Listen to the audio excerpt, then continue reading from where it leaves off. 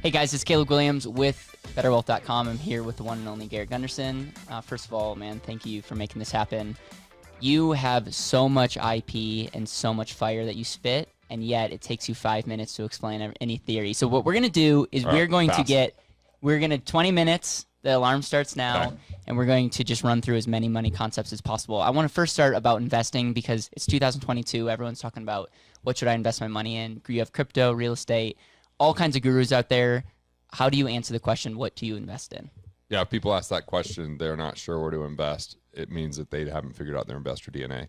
So they've got to increase their intelligence around where they're going to invest. We're sitting in one of my investments right now, this podcast studio, this film studio that's at my cabin.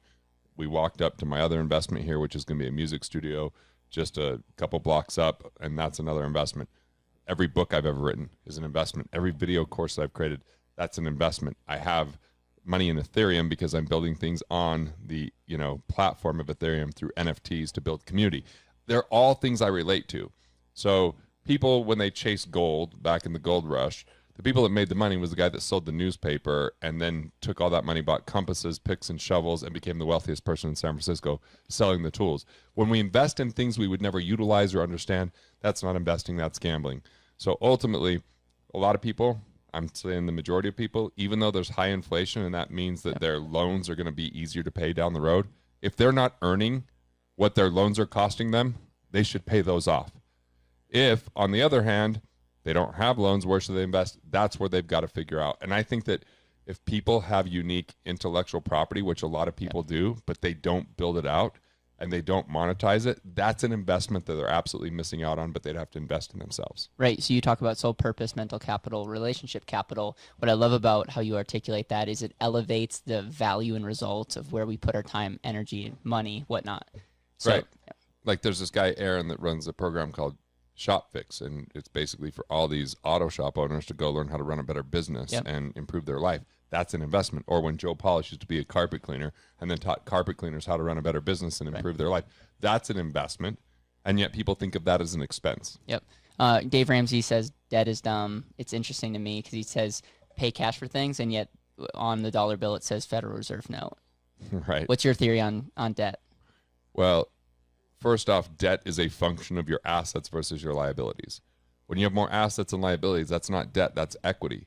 So when he says avoid debt, he's not even defining debt properly.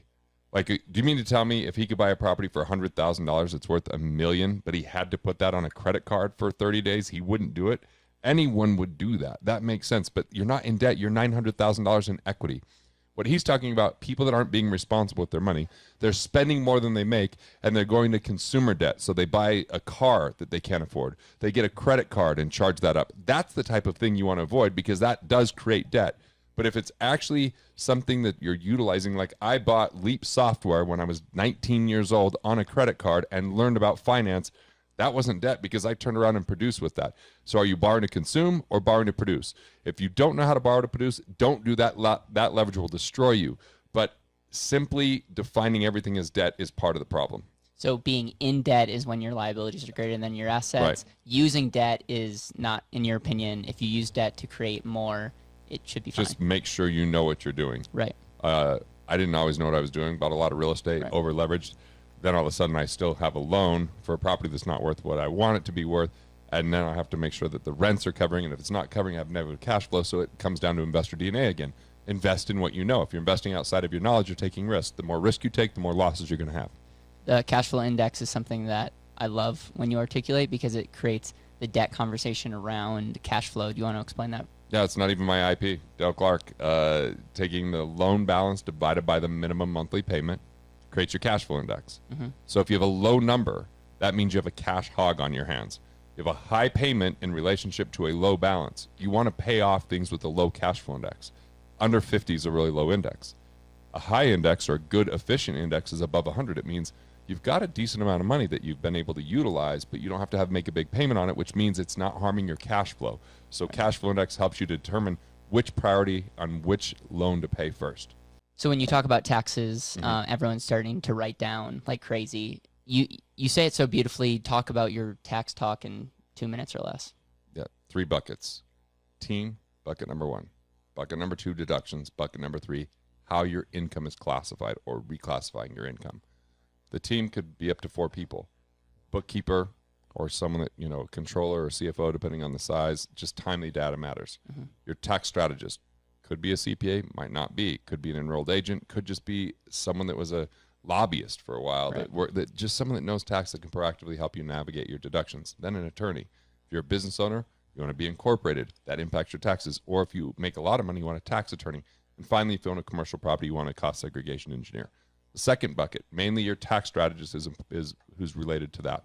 If you're non-business owner, basically you just try to increase your exemptions, you try to, you know, make your proper donations. There's not a lot of tax savings. If you are a business owner, there's a lot. Every time you spend money, ask, can it relate to my business? If it does, document it. If you're not sure, talk to your tax team every quarter and say, can I write this off? There's so many deductions right now. Employee retention credits, R&D credits. There's Augusta rule. There's write-offs that we all kind of know about in addition to that. The third bucket is classification. There's 4 ways. Turning active income into passive income. That's how you incorporate, how you pay yourself, salary versus dividends. Number 2, ordinary income into capital gains. Ordinary income is your wage, like W-2. Capital gain is any highly appreciated asset, like a stock, like a piece of real estate, like a business that becomes a capital gain. Even like an international sales corporation can make it, you know, capital gains. The third thing is tax-free.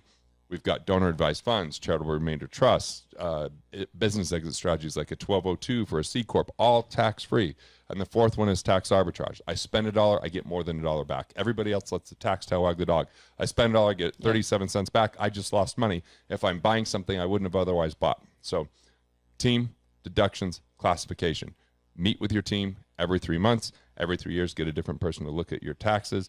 You might find that you missed net operating loss opportunities over the last few years. You might find there's so many things out there. And unfortunately, you need a tax team and you need an entrepreneur and someone that invests in this knowledge around tax, not someone that is just filing taxes and gets too busy to think about strategy. The sad reality is a lot of people's quote-unquote strategy is deferring their tax without any inappropriate jokes.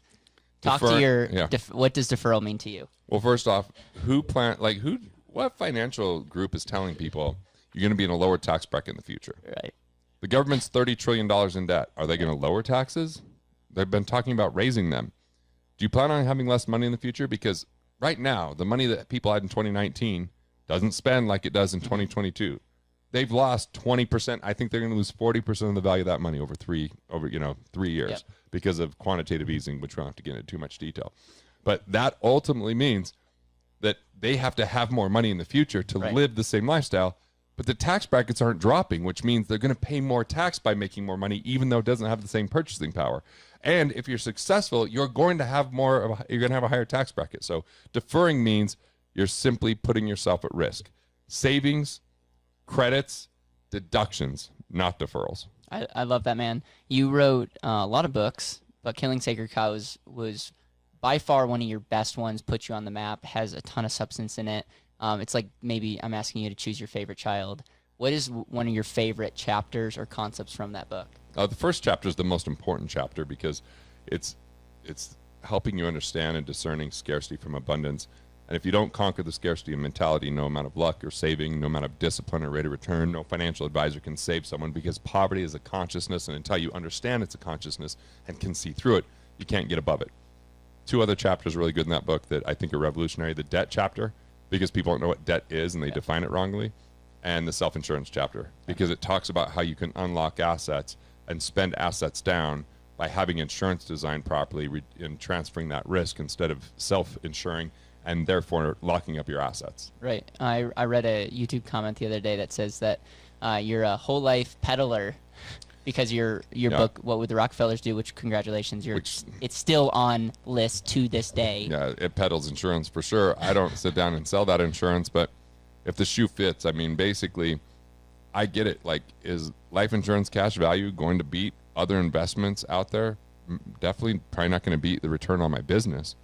But for stability, for access, for tax efficiency, for contractual agreement, and then not having that money go down and then I can use it for other things, it can't be beat. But most importantly, it's a permanent death benefit that can't be reduced because of higher cost of insurance in the future, or no interest rate being earned, or asking for higher premiums, or any of that. So the stability and the economic value to that certainty actually gives you more ability to be productive as an individual and tap into assets that you would have otherwise locked away into retirement plans that would have been deferral. So it's really kind of a legacy play as well. And I think in that book, the book gets better by the chapter, and the build cash flow by net worth chapter is, I think, fairly revolutionary. And then the chapter after that's family constitution and family values and family contribution and how you capture that and live that along the way. So even though it is a pretty heavy pitch for insurance, a lot of people buy that. That book sold a lot of insurance. I didn't make any commission on that insurance. I have licensed that to insurance people and made, a lot of fees from basically creating content. But I can't tell you how many insurance agents come, oh, your book sells me so much insurance. I'm like, I don't see a dollar by that. I guess they buy the book for $10, which is pretty much, I don't think I even see any money on that, because I'm basically trying to contribute to an industry because of the misinformation out there. And I think the big epiphany is it's possible to have an insurance product that's set up and used properly, create so much value that's not just the product. And that's the thing. It's the and asset, right? Well, hey, listen, I wasn't going to plug my own book, but yes. Yeah, the and asset. I watched your one-man show, and it was one of the most touching things I ever experienced. I think you have something really powerful there. Can you talk to the 4 money personas? Yeah, so the 4 personas are the miser, the conservative, the striver, and high roller. But those are the shadow personas. Those are the scarcity personas. The miser plays a game called preservation. They're addicted to money and holding on to it, so they end up with funds that they never spend. The conservative plays a game called accumulation, retirement. It's all about deferral and delaying gratification so that one day, someday, they can finally have money and enjoy their life, but they end up with funds, well, they're just afraid they're never going to have enough, right? Then the striver, they play a game called status, and they think they could just work harder to make more money, but they inevitably burn out. A lot of entrepreneurs are that way. And then there's high roller. The high roller plays a game called opportunity, but takes on too much risk and therefore has short-lived riches. So all 4 of those personas predictably have limited results unless they can adopt this 4-step process that leads them towards collaboration, co-creation, and delegation, and ultimately a more abundant viewpoint where they can create a vision without the constraint of money, time, or ability, and that opens up their world, and it starts to create a lot more value, and dollars follow value. I think your concept of win then play is one of the most profound things. I spent hours listening to you this morning just hashing that out because it's so profound. Do you have like a one-liner or like a 30-second summary of this concept of win then play? We win when we play, and you can win before you begin when you have the right vision, because then the win is in the process, not just the outcome. Yep, and we got to talk about identity and the importance of identity, and if your identity is rooted in a solid place, you've already won. Right, like love is a good place to root identity. Gratitude is a great place to root your identity, and ultimately your sole purpose, which is your values, your abilities, your passions for the highest context of living. It's who you are when you're at your best. It's not mimicking or copying anyone else. It's not proving anything to anyone else. It's simply knowing who you are and remembering that and then living expressed in that way. What are you most looking forward to in this season of your life? As you know, I just wrote a book and turned it in today, so I cried. My wife was up here at this table when I hit send. So emotional because I think I started writing it 7 years ago, got serious about it 5 years ago, and just finished it. But I wrote so much recently, just been through a lot and had a lot of insight. And it's the most emotionally connected book that I've ever written, and I think the most inspiring, but it has such practical application within that, where killing sacred cows is philosophical and practical at times, but not a whole lot of solution, just a lot of understanding. What the Rockefellers do is a little bit more practical, not as philosophical. Yep. I feel like neither of those really were soul-searching, deep, connected books, and I think this is the book in finance that defines the next 10 years of how we view. Rich Dad, Poor Dad did that for us, The Millionaire Next Door before that, Financial Peace University. These kind of books ushered in the thinking and the behavior around finance in a global way, and that's what I'm committed to with this book. I'm committed to dedicating decades of my life to get it in people's hands, in their heads, and most important, their hearts, to see a difference. Without any spoilers, what is the one thing that you're hoping people walk away with when they read your new book? Man, the one thing I want them to walk away with is the spoiler, and you don't know what it is until you get into it. But I think more than anything, I want just people to see who they are, and what that looks like with their relationship with money. So it reduces strife and stress. They choose a life and a career, and they have permission to have a vision again. Because I think when people are struggling financially, dreaming feels irresponsible. So it's impossible when you feel irresponsible and guilty about it. But I think that people can start seeing value in themselves again through this book. So someone challenged me when I first started Better Wealth when I was afraid. He said, if you couldn't fail, what would you do? If you knew you couldn't fail, what would you do? You're living this way right now. Mm-hmm. There's not a question in there. Is there any statement that you want to make? I don't buy more real estate right now because there's no stewardship or purpose to it. Yeah. I'm investing my money in reaching people with this message. I'm putting my money where my mouth is, where my heart is, and where my life is. And my life has been an extension of discovering quality of life. And that led to impact, not chasing impact at the expense of my quality of life. And you really got it. You showed that to me. I wrote about it in my new book with the experience of showing up to Better Wealth and speaking to a group of advisors and realizing how many people have been impacted by the books and material. And that felt really great. And then I just saw like this tribe that can help me use entertainment to educate, and that they could be part of that, and we could collaborate together. So it's a pretty special time, but I'm 20 years married, and that's my greatest achievement.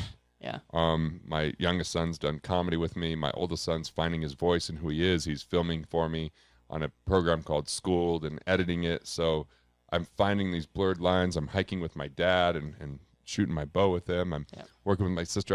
I'm really blurring those lines of work and play. And that's been a pretty amazing thing. I think about money the least that I've ever thought about it in my life.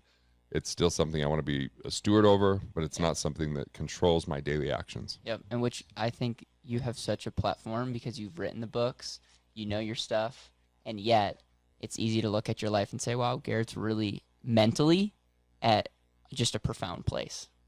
And still learning along the way, because it wasn't but a few months ago where I had some relationships that I needed to clean up and I wasn't 100% with. And I hurt my back because I think when you're really stressed, you're putting yourself in a vulnerable state. And I was just trying to push through. But that gave me some downtime between coming up to this cabin because I didn't want to give my family COVID.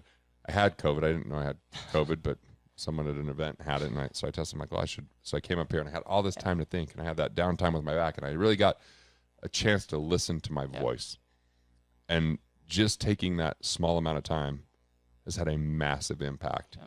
And if we could just take that time to listen and remember and cut out the noise, I think there's some pretty miraculous things that can occur. Dude, I'm a coal miner's son. I came from a small town. Like whatever people think of where they're starting, I get people have had a harder life. They don't have parents that are like mine that were loving and supportive and told me I could achieve anything. I get all that.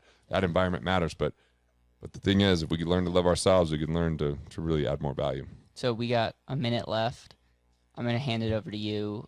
If you had to speak into the camera and just share your heart, your experience with my audience. I think that we're all artists.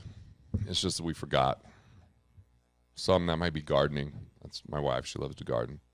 I like to pick up the guitar sometimes. I like to write poetry. I like to write jokes. I like to tell jokes on a stage. I like to practice my one-man show. I like to act out the characters. I like to joke around with my son. I mean, like I found this artist inside. Before, I forgot about that artist in my pursuit of success that was societal success. Awards, accolades, whatever, net worth, you name it. And that came at the expense of my health and ultimately my long-term wealth. And sometimes it takes a longer-term vision to create a quality of life immediately. And just know that whatever it is that you feel like you're trying to chase or anything that you're trying to prove, you just need to remember that you are loved, that you're loved, and that you're valuable. And when you can recognize who you are, you have a lot more to give to this world. Garret Gunderson, everybody. I love you, man. Thank you. Love you, bro. You didn't even tease me on that one. Hey, I want to thank you for watching till the end. If you enjoy our content, please like, share, subscribe. It helps other people find our channel, and we really, really appreciate it. I also want to let you know that we have this thing called the Better Wealth Efficiency Quiz, and our goal is to give you a wealth efficiency score in less than 3 minutes, and really highlight and get you to start thinking about the potential inefficiencies that you have in your life. So if you haven't taken the quiz, go check out, it'll be the link below. Check that link out, take the quiz, and then let us know your score.